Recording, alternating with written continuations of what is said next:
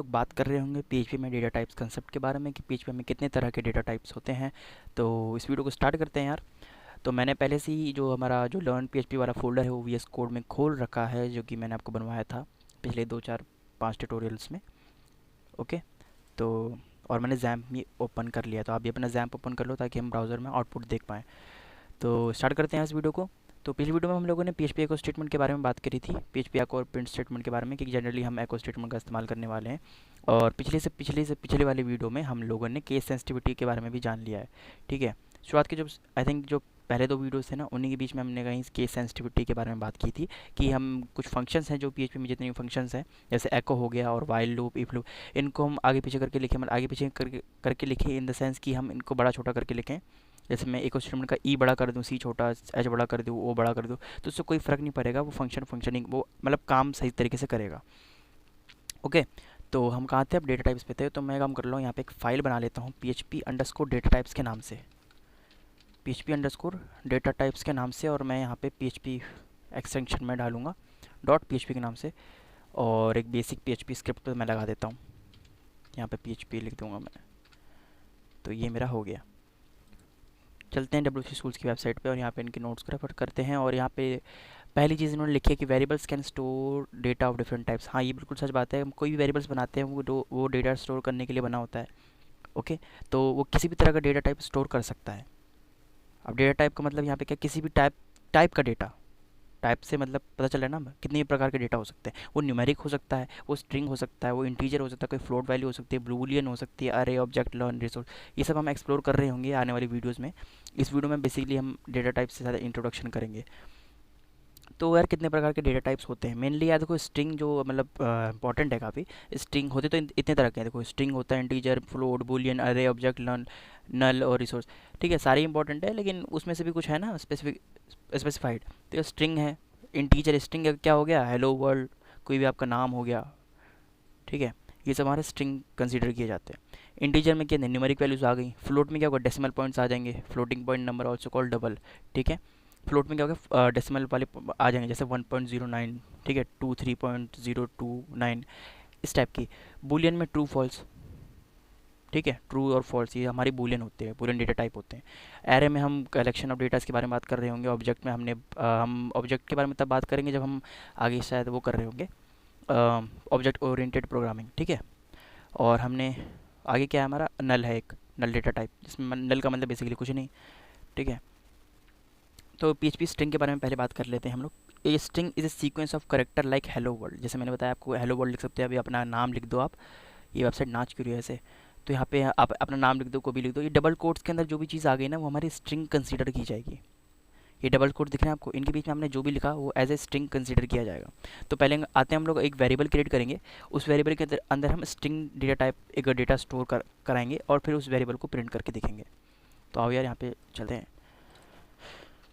Variable create करने के लिए मैं यहाँ पे पहले डॉलर साइन लगाऊंगा, उसके बाद var1 करूँगा और यहाँ पे मैं एक स्ट्रिंग डेटा टाइप देता हूँ। Sushi is best food. Food food नहीं यार, फूड। ठीक है। और यहाँ पे सेमीकोलन लगाना ना भूलें ताकि एरर ना आए। और मैं यहाँ पे अब एको स्टेटमेंट करके इसको प्रिंट कराऊंगा, एको $var1 और सेमीकोलन लगाया। और मैं इसको आके यहाँ पे अब मैं क्या करूँगा, local host spelling make sure कि आपकी जो स्पेलिंग लिख रहे हो आप ब्राउज़र पे वो सही हो। लर्न पीएचपी था हमारा फोल्डर का नाम, और php_अंडरस्कोर data types. Okay, data types dot P. अब मैं एंटर मारूंगा और यार डेटा टाइप्स डॉट पीएचपी वाली फाइल मेरी खुल जानी चाहिए और डिज़ायर्ड आउटपुट हमारा आ जाना चाहिए। तो यार ये आया नहीं है क्या ये? तो हमने यहाँ पे गलती करी, क्या गलती करी, हमने सेव नहीं किया है। तो यार ये बेसिक मिस्टेक कभी कर देते हैं एडवांस डेवलपर्स भी। ठीक है। और तो मेक श्योर कि आप कंट्रोल ऐसे सेव कर लें अपने कोड को जब आप इसको रिलोड मार रहे हो। तो सुशी इज़ बेस्ट फूड आ चुका है हमारा। ओके। तो सुशी इज़ बेस्ट फूड आ चुका है, हमने as a string data type store करा लिया। अब हम बात करते हैं न्यूमेरिक डेटा टाइप की। अगला देख लेते हैं, अगला टॉपिक ही क्या है। तो यहाँ पे अगला है हमारा PHP integer. Integer is data non decimal number. Decimal number नहीं होना चाहिए, डेसिमल नंबर फिर हम फ्लोट्स में कंसीडर कर रहे होंगे। तो PHP इंटीजर में हम लोग बेसिकली नंबर्स की में बात कर रहे होते हैं। यहाँ इन्होंने रेंज दे रखी है, अब इन्हें रटना नहीं है यार, इसको कोई मतलब रटने की जैसी ज़रूरत नहीं है। तो यहाँ पे पता नहीं क्या है, देखो 2 1 4 7 4 8 3 6 4 8 से माइनस मतलब 2 4 यहाँ से लेकर यहाँ तक, इनके बीच में जो भी नंबर्स हैं वो एज ए इंटीजर कंसीडर किए जाएंगे आपके। N integer must have at least 1 digit, एक डिजिट तो होनी चाहिए आपकी इंटीजर, आप जो भी डेटा स्टोर करा रहे हो इंटीजर की फॉर्मेट में। और N integer must not have a decimal point, decimal point जहाँ हो गया वो फ्लोट एज ए कंसीडर किया जाएगा।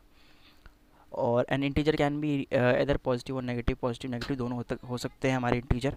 और हमारा क्या होता है अगला, integer can be specified in decimal basis 10, hexadecimal base 16, ये सब ये इंपॉर्टेंट नहीं उतना, ठीक है। तो आइए अब इसको भी कोड में देख लेते हैं एक बार, कोड करके। सिंपली हम एक वेरिएबल क्रिएट करेंगे जिसके अंदर हम एक इंटीजर टाइप का डेटा स्टोर करवाएंगे। डॉलर में, डॉलर ये हैशटैग क्यों लगा, कमेंट क्यों लगा रहा हूँ मैं, $var2 बनाएंगे, वेरिएबल 2, यानी कि उसमें मैं क्या करूँगा, डेटा टाइप स्टोर कर दूँगा इंटीजर की फॉर्मेट में। अब मैं इसे एको करूँगा, अब जो चाहे मैं एको ऐसे भी लिखूँ तो भी एग्जीक्यूट हो कर देगा वो, क्योंकि एको के सेंसिटिव नहीं होता है। var1 नहीं var2, ओके। और मैं यहाँ पे अगर इसे सेव करूँ, ब्राउज़र पे जाऊँ, रिलोड करूँ, तो मेरे यहाँ पे 34 आ चुका है। और बीच में मैं एको br टैग लगा देता हूँ। br टैग से क्या होगा, वो लाइन ब्रेक हो जाएगी, लाइन ब्रेक टैग है तो एक लाइन के बाद आएगा मेरा 34 जो है। तो आ चुका है मेरा 34, ठीक है। तो ये ऐसा है। अच्छा एक काम करते हैं, अब मैं आपको मैं थोड़ा सा एक चीज़ करके दिखाता हूँ।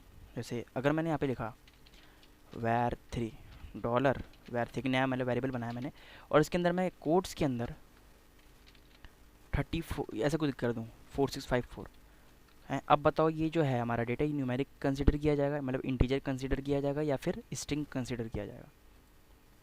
अब वीडियो पॉज कर सकते हो, मैं बता रहा हूँ ये। चलो इसका आउटपुट ही देख लेते हैं, ठीक है। आउटपुट देखो वही आएगा 4654, लेकिन मैं आपको बताता हूँ इसका जो डेटा टाइप होगा ना, वो होगा हमारा इंटीजर। इंटीजर नहीं, स्ट्रिंग। क्यों होगा स्ट्रिंग, क्योंकि ये डबल कोट्स के अंदर आ चुका है, ओके। ये डबल कोट्स के अंदर है, इसलिए ये एज ए स्ट्रिंग कंसीडर किया जाएगा, अब इंटीजर नहीं कंसीडर किया जाएगा। तो ये था, और आगे बढ़ते हैं हम लोग। आगे हम लोग वो उसके बारे में बात कर रहे होंगे, डेटा टाइप्स कैसे पता लगाते हैं हम, उसके बारे में हम आगे देखेंगे, ठीक है। अब फ्लोट के बारे में बात कर लेते हैं। फ्लोट वैल्यू कैसे, फ्लोट वैल्यू में क्या डेसिमल पॉइंट हम स्टोर कराते हैं फ्लोट वैल्यू में। तो डेसिमल पॉइंट स्टोर कराने के लिए मैं क्या कर सकता हूँ, जैसे 34.53 हो गया, और यहाँ पे मैं एको स्टेटमेंट लगाऊंगा, $var3 करूँगा बस, ठीक है। $var3 और कॉन्कैटिनेशन ऑपरेटर का इस्तेमाल करके मैं यहीं पे br टैग लगा देता हूँ। कॉन्कैटिनेशन ऑपरेटर के बारे में हमने बात करी है पिछली वीडियोज़ में। अगर आपने प्लेलिस्ट एक्सेस नहीं करी है PHP वाली तो प्लीज़ एक्सेस कर लो, सीरीज़ में वीडियो देखो, ठीक है। इससे सब कुछ समझ में आएगा आपको, टॉपिक कवर मतलब सीरीज़ में कवर हो रहे हैं प्लेलिस्ट में। तो आपको पुरानी जो चीज़ें हैं वो फिर अगर आपको नहीं पता तो यहाँ पे थोड़ी कन्फ्यूज़न हो सकती है आपको। तो यहाँ पे आपको var3 कर दिया, इसका एक ही साथ आउटपुट हम देखेंगे, या फिर अभी चलो एक काम करता हूँ, मैं सेव करके आपको दिखा देता हूँ। डेसिमल का वही होगा आउटपुट हमारा, डेसिमल में जो वैल्यू हमने डाली है वो आ जाएगा 35.3। अब मैंने ऊपर br टैग नहीं लगाया तो इसकी वजह से ऐसा हो रहा है। तो मैं यहाँ पे var2 के बाद कॉन्कैटिनेशन ऑपरेटर का इस्तेमाल करते हुए br टैग लगा दूँगा,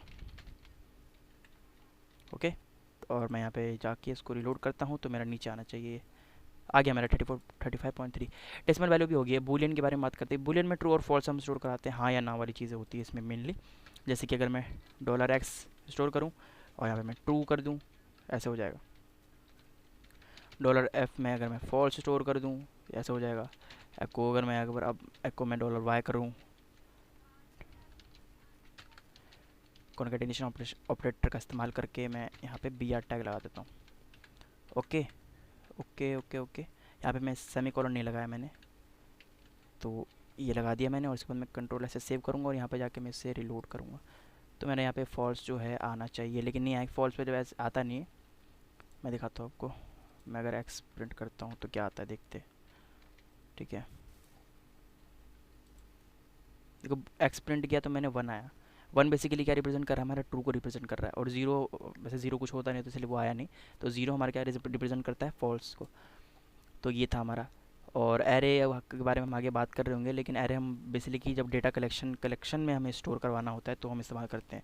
जैसे डिफरेंट हमें मान लो फ्रूट्स के हमें स्टोर करवाना है, एक एरे बनाना है फ्रूट्स का, तो मैं ऐसा कर सकता हूँ फ्रूट्स कर सकता हूँ और यहाँ पे मैं एरे बना सकता हूँ। एरे कैसे बना सकता हूँ, एरे डालूंगा ऐसे और इसके अंदर मैं जैसे पहला मैं फ्रूट दे देता हूँ मैंगो दे देता हूँ, और उसके बाद दूसरा फ्रूट दे देता हूँ बनाना दे देता हूँ, और तीसरा मैं फ्रूट दे देता हूँ स्ट्रॉबेरी। ओके, बस इतना काफ़ी, और सेमीकोलन लगाना नहीं भूलूंगा मैं, और एको स्टेटमेंट डाल के मैं इस वेरिएबल को प्रिंट कर दूंगा, किसको, फ्रूट को। और फ्रूट को प्रिंट करने के बाद यहाँ पे मैं प्रिंट नहीं करूँगा, पहले यहाँ पे एक कॉन्केटेनेशन ऑपरेटर का इस्तेमाल करते ही मैं बी आर टैग ऐड करूँगा, ताकि अगला मैं जो कोड लिखूँ वो लाइन बाय लाइन एग्जीक्यूट हो, मिक्सअप ना हो। तो मेरे यहाँ पे notice array is string conversion, यहाँ पे एक हमारा एरर आ चुका है। तो एरर क्यों आया है उसको ज़रा देखते हैं हम लोग। अगर मैंने यहाँ पे डॉलर फ्रूट किया है, ठीक है, एरर यहाँ पे मैंने स्टोर किया है। तो यार यहीं पे मैं आपको इंट्रोड्यूस कराऊंगा वैरडम्प फंक्शन से। वैरडम्प फंक्शन यहाँ पे इसीलिए काम आएगा, और यहाँ पे एको स्टेटमेंट से बात नहीं बनेगी, तो मैं इसको क्या करूँगा, कमेंट आउट कर दूँगा। ठीक है, कमेंट आउट कर दूँगा। वैरडम्प फंक्शन करता है क्या, बेसिकली वो डेटा टाइप तो बताता ही है, और एरे को प्रिंट करने में और एरे का आउटपुट हमें दिखाने में मदद करता है। जैसे अभी मैं यहाँ पे अगर मैं वैरडम्प फंक्शन का इस्तेमाल करूँ, वैर अंडरस्कोर डम्प, और यहाँ पे ब्रैकेट में मैं वेरिएबल का नाम डालूँ फ्रूट, ओके फ्रूट, और यहाँ पे ऐसे, और मैं यहाँ पे एक बार एको करके मैं बी आर टैग लगा देता हूँ। बी आर टैग लगा दिया, उसके बाद मैंने ऐसे करके कंट्रोल ऐसे सेव करूँगा। अब देखो इसका आउटपुट यार, तो यहाँ पे देखो इसका आउटपुट एरे 30 ये आ चुका है हमारा पूरा का पूरा। ठीक है, बेसिकली ये एरो एरो शो कर रहा है हमारा।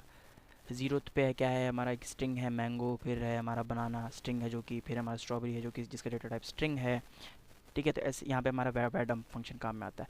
अब डेटा टाइप अगर हमें पता करना है तो हम कैसे पता करेंगे। ठीक है, मैंने आपको एक चीज़ बताई थी, अगर मैंने जैसे सपोज यहाँ पे वेरिएबल एक डॉलर वेरिएबल बनाया, मैंने डॉलर वेरिएबल 4 नहीं बनाया मैंने, 4, चलो ठीक है 4 बनाया, और मैंने कोट्स के अंदर न्यूमेरिक वैल्यू दे दी, तो मैंने कहा था ना ये स्ट्रिंग है। अब मैं कैसे इसको प्रूव करूँ, तो मैं अगर यहाँ पे वैरडम्प लगाता हूँ, वैरडम्प लगाने के बाद यहाँ पे डॉलर var4 करता हूँ, ऐसे करता हूँ, और मैंने ऊपर सेमीकोलन नहीं लगाया था यार, मुझे एरर मिलेगा, तो मैंने लगा के सेव किया, और अब मैं देखो रिलोड मारता हूँ इसको, तो यहाँ पे देखो स्ट्रिंग आया ना, यहाँ पे स्ट्रिंग 3 लेंथ होगी हमारी। ठीक है, तो ये स्ट्रिंग है हमारी, लेकिन वहीं अगर मैं इसको कोट हटा दूँ जनाब, तो कोट्स हटाने के बाद मैं ऐसे कंट्रोल ऐसे सेव करूँगा, और इसके बाद मैं यहाँ पे रिलोड करूँगा अगर इसे, तो यहाँ पे देखो इंट आ गया। अब इंट क्यों आया, अब यहाँ पे कोट्स नहीं है, तो ये एज ए न्यूमेरिक कंसीडर करेगा इस डेटा टाइप को।